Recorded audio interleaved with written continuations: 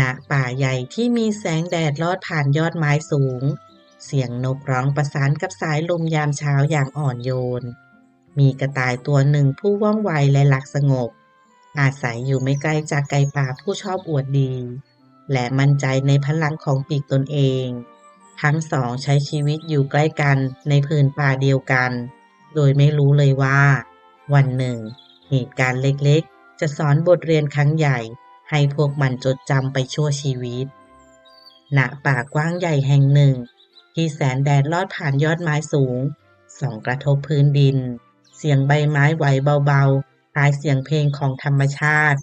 สายลมพัดพาไออุ่นของรุ่งอรุณและกลิ่นดินชื้นหลังฝนเมื่อคืนที่ผ่านมา ป่าแห่งนี้มีชีวิตชีวาเต็มไปด้วยสัตว์น้อยใหญ่ที่อาศัยอยู่ร่วมกันอย่างสงบ กระต่ายตัวหนึ่งและไก่ป่าตัวหนึ่งก็เป็นเพื่อนบ้านกันที่นี่กระต่ายอาศัยอยู่ในโพรงใต้ต้นโอ๊กใหญ่โพรงนั้นอบอุ่นและปลอดภัยมีทางเข้าออกซ่อนอยู่ใต้พุ่มหญ้าทุกเช้าเจ้ากระต่ายจะออกมาหากินแถวลำธารมันมักกระโดดไปมาอย่างร่าเริงขนสีเทาเงินของมันเปล่งประกายเมื่อต้องแสงแดดส่วนไก่ป่าก็อยู่ไม่ไกลนัก มันทำรังอยู่ข้างโขดหิน เสียงขันของมันยามรุ่งอรุณมักปลุกเหล่าสัตว์ในละแวกให้ตื่นทุกวัน แม้จะไม่สนิทกัน แต่ทั้งคู่ก็รู้จักกันดี บางวันก็ทักทายกันสั้นๆ เมื่อออกมาหากินในเวลาเดียวกัน กระต่ายมักยิ้มและพูดด้วยน้ำเสียงอ่อนโยน ส่วนไก่ป่าก็มีนิสัยค่อนข้างอวดดีเล็กน้อย มันเชื่อว่าตนมีปีกแข็งแรงกว่าเจ้าสัตว์เท้าเล็กที่วิ่งพล่านไปมาในดินเสียอีกวันหนึ่งท้องฟ้าโปร่งแสงแดดสาดลงทั่วป่าเจ้ากระต่ายออกมาหากินตามปกติมันกระโดดข้ามกอหญ้าและก้มเล็มใบอ่อนที่ริมทางทุกอย่างดูสงบเหมือนเช้าแสนปกติอีกวันหนึ่งแต่ในเงามืดของเมฆที่กำลังเคลื่อนผ่านมีเหยี่ยวใหญ่ตัวหนึ่งบินวนอยู่บนท้องฟ้า สายตาคมกริบของมันจับจ้องลงมายังพื้นดินเบื้องล่างเพียงพริบตาเดียวเสียงปีกอันทรงพลังของมันก็กระพือก้องสถานป่าเหยี่ยวโฉบลงมาอย่างรวดเร็วราวสายฟ้าเงาของมันทอดยาวผ่านพื้นหญ้าไปถึงข้างตัวกระต่ายเจ้ากระต่ายเงยหน้าขึ้นทันทีหัวใจเต้นแรงราวจะหลุดออกจากอกมันไม่ต้องคิดนานขาทั้งสี่ดีดตัวออกวิ่งสุดแรงเสียงลมหวีดหวิวอยู่ข้างหูขณะที่กรงเล็บเหล็กของเหยี่ยวเฉียดผ่านหลังมันไปเพียงคืบเดียวกระต่ายวิ่งลัดเลาะไปตามพุ่มไม้หินก้อนเล็กๆกระเด็นจากแรงเท้าเสียงหอบหายใจถี่รัว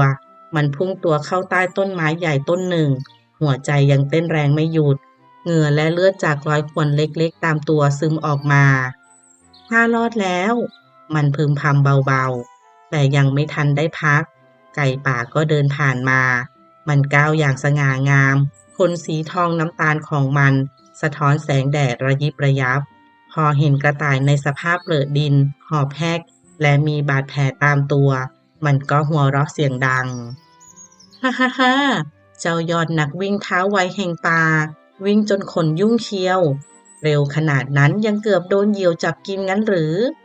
น้ำเสียงของมันเต็มไปด้วยความเยาะเย้ยกระต่ายหันมามองอย่างอ่อนแรงลมหายใจยังขาดห้วนแต่แววตาเต็มไปด้วยความเหน็ดเหนื่อยและเศร้ามันพูดด้วยเสียงแผ่วเบาแต่ชัดเจนเจ้าคงไม่เข้าใจหรอกไก่ป่าเมื่อชีวิตของเจ้าตกอยู่ในเงาแห่งความตายแม้ข้าจะเร็วเพียงใดก็ยังรู้สึกว่ามันช้าเหลือเกินไก่ป่าเงียบไปครู่หนึ่งแต่ยังคงยกคิ้วเจ้าคงกลัวจะวิ่งสเปะสปะละสิถ้าเป็นข้าคงบินหนีขึ้นฟ้าเสียตั้งแต่แรกแล้วคำพูดนั้นทำให้กระต่ายเพียงยิ้มจางๆถ้าวันหนึ่งเจ้าต้องถูกเหยี่ยวไล่ล่าดูบ้างเจ้าจะรู้เองว่าการรอดพ้นนั้นไม่ง่ายเลยเสียงของกระต่ายเงียบและอ่อนโยนแต่แฝงด้วยน้ำหนักของความจริงไก่ป่าชะงักดวงตาคมลดแสงลงเพราะมันรู้ดีว่าแม้มีปีกแต่ปีกของมันไม่แข็งแรงพอจะบินสูงเหมือนเหยี่ยวหากวันหนึ่งเหยี่ยวจ้องมาที่มันก็คงหนีไม่พ้นเช่นกันลมพัดผ่านใบไม้เบาๆ คล้ายเสียงถอนหายใจของป่าไก่ป่าก้มหน้าลงเล็กน้อยก่อนพูดเสียงเบาถ้าพูดเกินไปขอโทษนะกระต่าย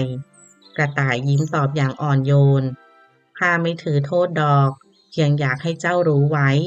บางครั้งการหัวเราะเยาะผู้อื่นนั้นง่ายแต่การเข้าใจความกลัวของเขายากกว่ามากนักหลังจากวันนั้นไก่ป่าก็เปลี่ยนไปมันไม่พูดจาดูถูกหรือเย่อเย้ยสัตว์ตัวใดอีกเลยทุกครั้งที่เห็นใครล้มลงมันจะเข้าไปช่วยหรือไม่ก็เฝ้ามองด้วยความสงสารแทนเสียงหัวเราะส่วนกระต่ายแม้จะมีรอยแผลบนตัวแต่หัวใจของมันกลับแข็งแกร่งขึ้นมันยังคงออกหากินทุกเช้าเหมือนเดิมเพียงแต่เมื่อได้ยินเสียงปีกเหยี่ยวบนฟ้ามันจะหยุดนิ่งฟังอย่างระวังและเตือนตัวเองเสมอว่าชีวิตนั้นเปราะบางและความเมตตาคือเกราะป้องกันที่ดีที่สุดวันเวลาผ่านไปฤดูฝนมาเยือนอีกครั้งสายฝนโปรยลงบนป่าเสียงหยดน้ำกระทบใบไม้ดังเป็นจังหวะกระต่ายกับไก่ป่ายังคงอาศัยอยู่ไม่ไกลกันบางวันพวกมันออกมาหากินพร้อมกันปลายแสงแดดหลังฝนทั้งคู่ไม่พูดมากนักแต่เมื่อสบตากันมันจะยิ้มให้กันเบาๆไม่มีคำเยาะเย้ยอีกต่อไปมีเพียงความเข้าใจที่เติบโตขึ้นจากบทเรียนของวันนั้นเรื่องนี้สอนให้รู้ว่าก่อนจะเยาะเย้ยผู้อื่นควรนึกถึงใจเขาใจเราเสียก่อนเพราะความกลัวความผิดพลาดและความเหน็ดเหนื่อยล้วนเป็นสิ่งที่ทุกชีวิตต้องเผชิญเหมือนกัน ณฝั่งเงียบสงบกลางหุบเขาที่ลมยามเช้าพัดพาเสียงไก่ขันและกลิ่นหญ้าอ่อนหอมชื่นใจเหล่านกน้อยนานาชนิดพากันมาอาศัยอยู่ใต้ชายคาและต้นไม้ใหญ่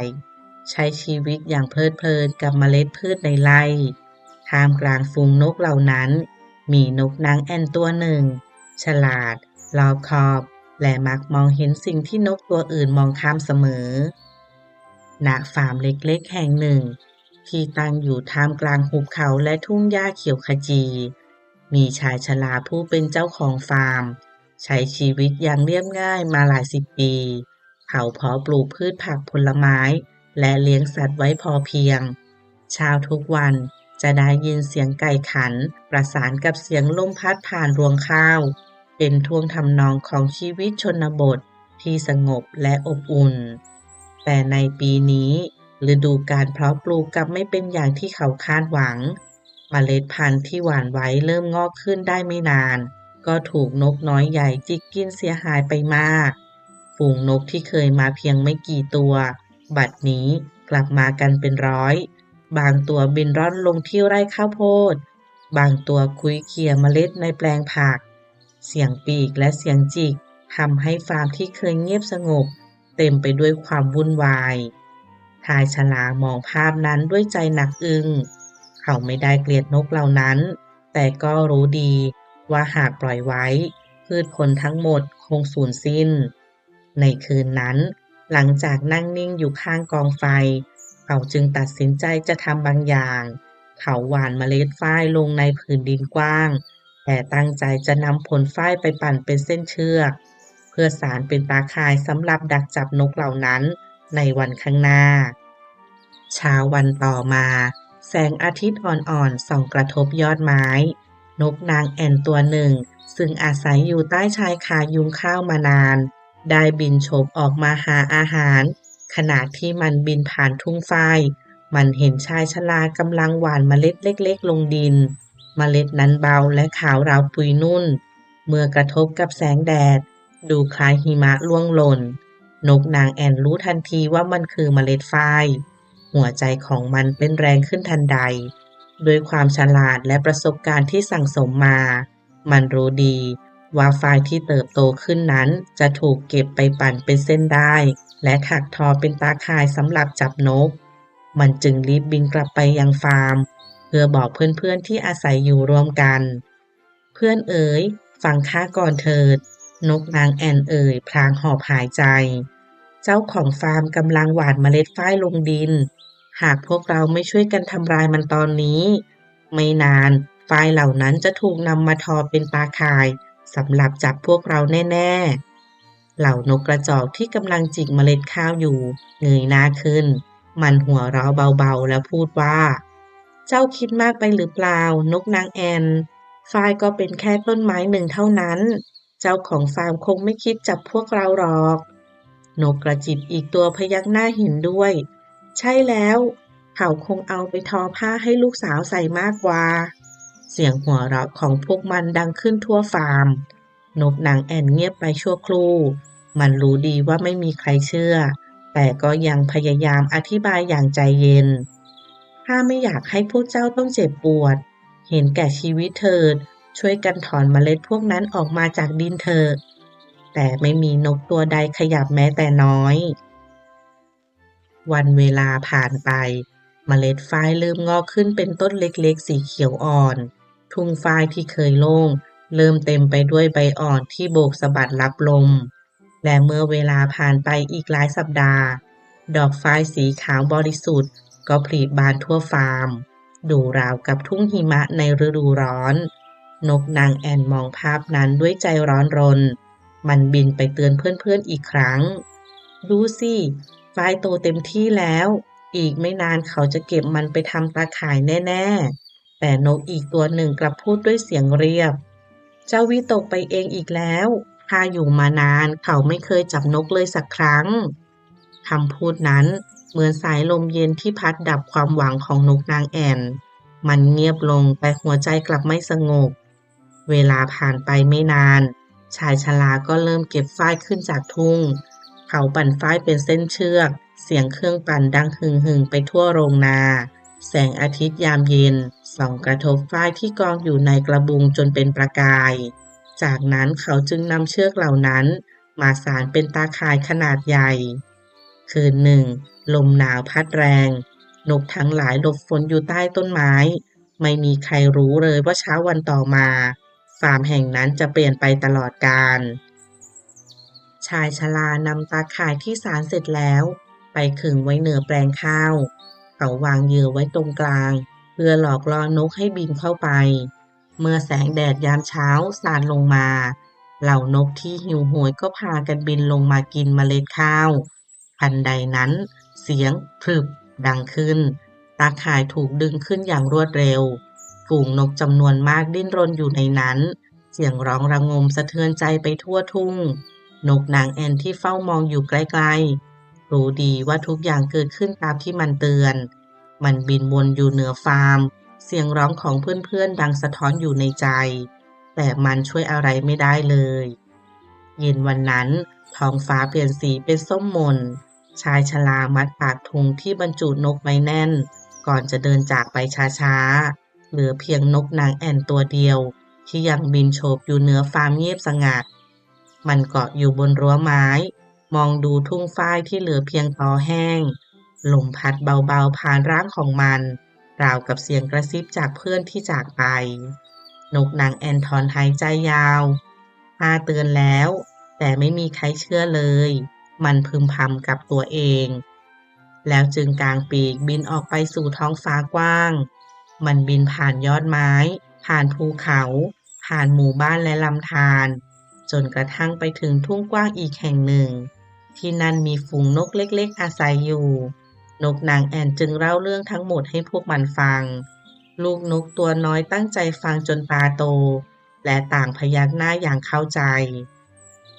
จากวันนั้นเป็นต้นมาทุกครั้งที่เห็นใครหว่านเมล็ดฝ้ายลงในดินเหล่านกน้อยเหล่านั้นจะจำคำสอนของนกนางแอ่นไว้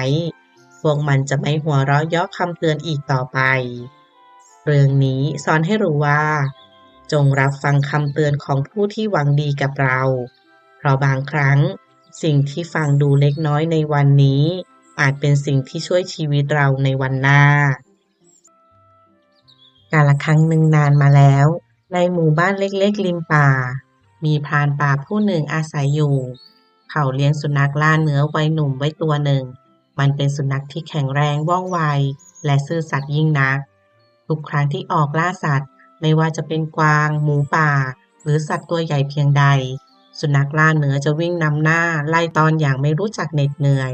มันไม่เคยทำให้นายของมันผิดหวังเลยแม้แต่ครั้งเดียวเก่งจริงๆเจ้านี่พรานป่ามักลูบหัวมันพลางหัวเราะถ้าไม่มีเจ้าข้าคงไม่ได้กินเนื้ออิ่มท้องเช่นนี้ทุกวันสุนัขเพียงกระดิกหางด้วยความภาคภูมิใจคำชมเพียงเล็กน้อยก็มีค่ามากกว่ารางวัลใดๆวันเวลาผ่านไปอย่างไม่รอใครขนของสุนัขเริ่มงอกขาวดวงตาที่เคยแหลมคมกับพร่ามัวกำลังขาก็อ่อนแรงไม่ว่องไวเหมือนก่อน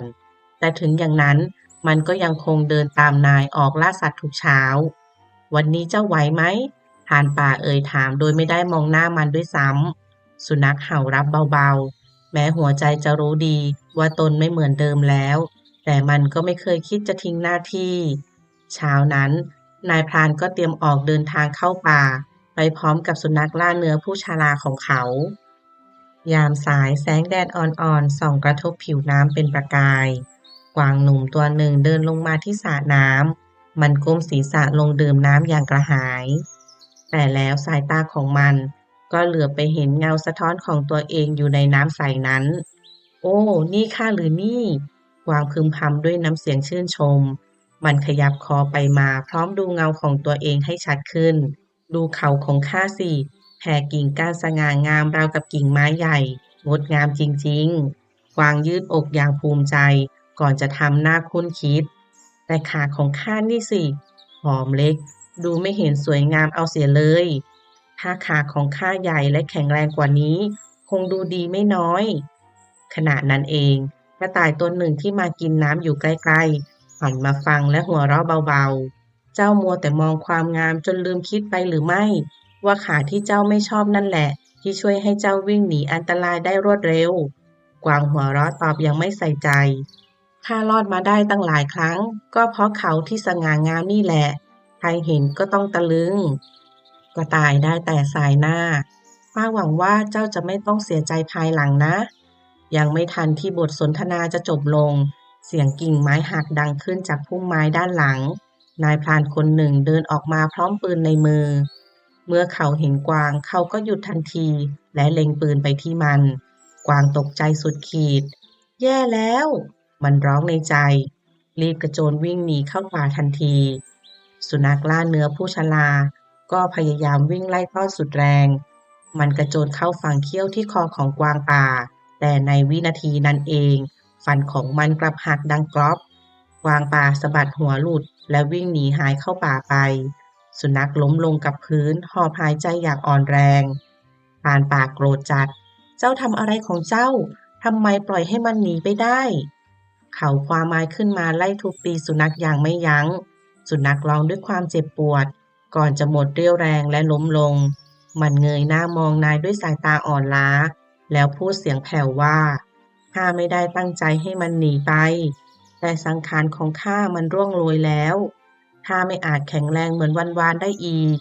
หากท่านไม่ต้องการข้าแล้วก็อย่าถึงกับฆ่าข้าเลยขอเพียงท่านนึกถึงความดีในอดีตที่ข้าเคยจงรักภักดีต่อท่านมาเถิดคำพูดนั้นทำให้พรานป่าชะงักภาพในอดีตผุดขึ้นในหัวใจวันที่สุนัขวิ่งฝ่าฝนฝ่าน้ำวันที่มันปกป้องเขาจากสัตว์ร้ายวันที่มันไม่เคยทิ้งเขาไว้ลำพังไม้ในมือค่อยๆหล่นลงกับพื้นพรานป่าทรุดตัวลงนั่งข้างสุนัขน้ำตาไหลโดยไม่รู้ตัวข้าผิดไปแล้วเขาพึมพำข้าลืมไปว่าเจ้าเคยทำเพื่อข้ามามากมายเพียงใดเขาพาสุนัขล่าเนื้อของเขากลับบ้านเพื่อไปรักษาเจ้ากวางยังวิ่งและวิ่งเพื่อหนีเอาชีวิตรอดมันที่เคยดูถูกขาของตัวเองว่าผอมเล็กกลับพามันวิ่งผ่านพุ่มไม้และซอกหินได้อย่างรวดเร็วหัวใจเต้นแรงเสียงหายใจหอบถี่ข้าหนีได้แน่ข้าหนีได้กวางคิดอย่างมีความหวังเสียงฝีเท้าของมันดังซวบซาบหัวใจเต้นแรงจนแทบหลุดออกจากอกข้าจะไม่ยอมถูกจับง่ายๆแน่กวางคิดในใจ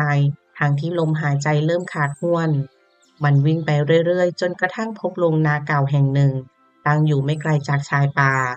กวางเหลียวซ้ายและขวาเห็นว่าบริเวณนั้นเงียบสงบมันตัดสินใจวิ่งเข้าไปหลบในกองหญ้าฟางกองใหญ่ภายในโรงนายังไม่ทันที่มันจะได้พักหายใจดีนักเสียงหนึ่งก็ดังขึ้นอย่างแผ่วเบา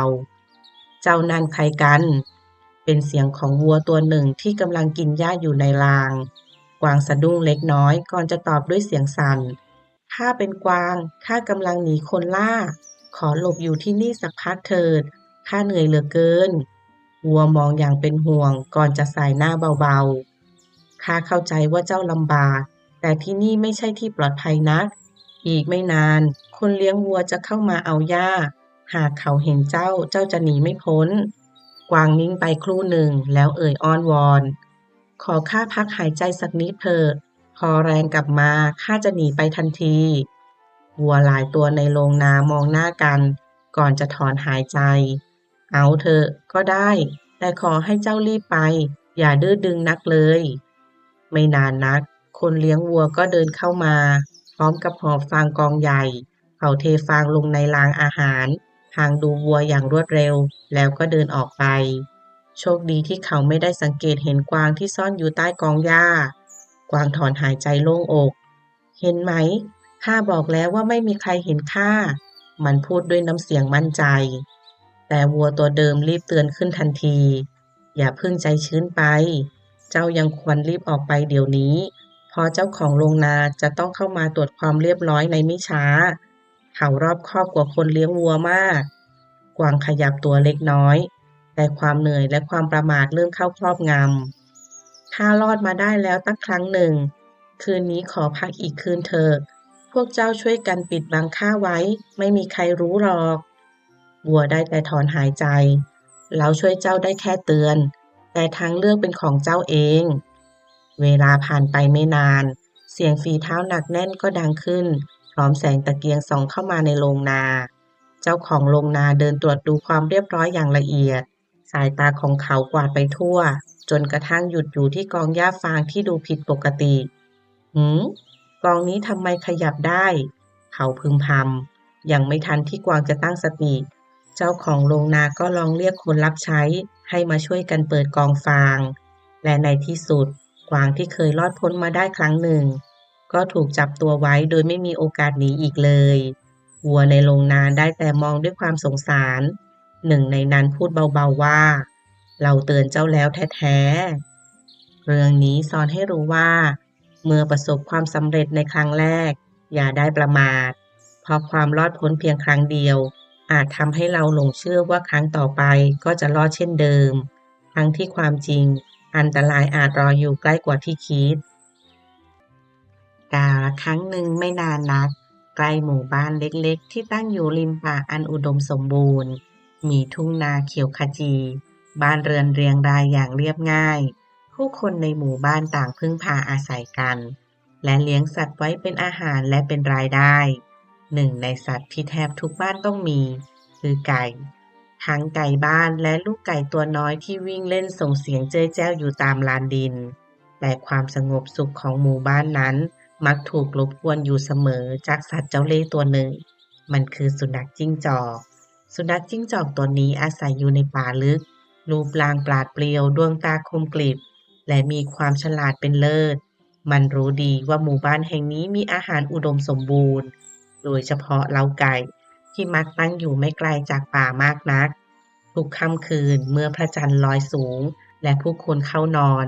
สุนัขจิ้งจอกก็มักจะย่องเงียบออกจากป่า ลัดเลาะเข้ามาในหมู่บ้าน มันไม่เคยรู้สึกผิด เพราะความคิดของมัน การขโมยลูกไก่และแม่ไก่มากิน ก็เป็นเพียงการเอาชีวิตรอดเท่านั้น คืนแล้วคืนเล่า ลูกไก่หลายตัวหายไป แม่ไก่บางตัวไม่เคยกลับเล้า เสียงร้องโอดครวญของไก่ดังขึ้นทุกเช้า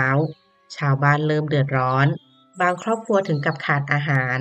บางคนเสียรายได้จากการขายไข่ไก่ ความไม่พอใจเริ่มสะสมทีละน้อย วันหนึ่ง ชาวบ้านจึงรวมตัวกันปรึกษา พวกเขาตัดสินใจขอให้พรานผู้ชำนาญการล่าสัตว์ มาช่วยจัดการกับสุนัขจิ้งจอกตัวนี้ เช้าวันถัดมา พรานมาดักซุ่มอยู่บริเวณชายป่า วางแผนอย่างรอบคอบ หวังจะจับหรือยิงสุนัขจิ้งจอกให้สิ้นซาก เพื่อคืนความสงบให้หมู่บ้าน แต่สุนัขจิ้งจอกนั้นฉลาดยิ่งนัก มันสังเกตเห็นความผิดปกติ ตั้งแต่กลิ่นมนุษย์ที่แรงขึ้น รอยเท้าใหม่ๆ และความเงียบงันที่ไม่คุ้นเคย สัญชาตญาณบอกมันว่า อันตรายกำลังใกล้เข้ามาทันใดนั้นเองเมื่อมันเห็นพรานขยับตัวสุนัขจิ้งจอกก็รีบออกวิ่งสุดแรงเกิดหัวใจเต้นแรงด้วยความกลัวมันวิ่งฝ่าทุ่งวิ่งลัดเลาะหนีออกจากหมู่บ้านเสียงฝีเท้าของพรานยังคงไล่ตามมาไม่หยุดด้วยความตื่นตระหนกมันพุ่งเข้าไปในดงหนามทึบที่อยู่ชายป่าโดยไม่ทันคิดให้รอบคอบทันทีที่ร่างของมันพุ่งเข้าไปหนามแหลมคมก็ทิ่มแทงผิวหนังจนเลือดซิบความเจ็บปวดเล่นไปทั่วทั้งตัวมันดิ้นรนจะขยับแต่ยิ่งขยับน้ำก็ยิ่งต่ำเข้าไปอีกสุนัขจิ้งจอกทั้งเจ็บทั้งโกรธทั้งน้อยใจมันร้องคร่ำครวญออกมาด้วยเสียงสั่นเครือทำไมทำไมต้องทำร้ายเราด้วยทั้งที่เราไม่เคยทำร้ายเจ้าเลยเสียงนั้นดังไปถึงดงหนามรอบข้างและในความเงียบงันดงหนามก็เอ่ยตอบด้วยเสียงหนักแน่นลูกไก่และแม่ไก่ก็ไม่เคยทำร้ายเจ้าเช่นกันแต่เจ้ากลับพรากชีวิตของพวกมันไปโดยไม่ลังเลและการที่เจ้ากระโดดเข้ามาเช่นนี้ก็ทำให้กิ่งก้านของเราหักเสียหายไม่น้อย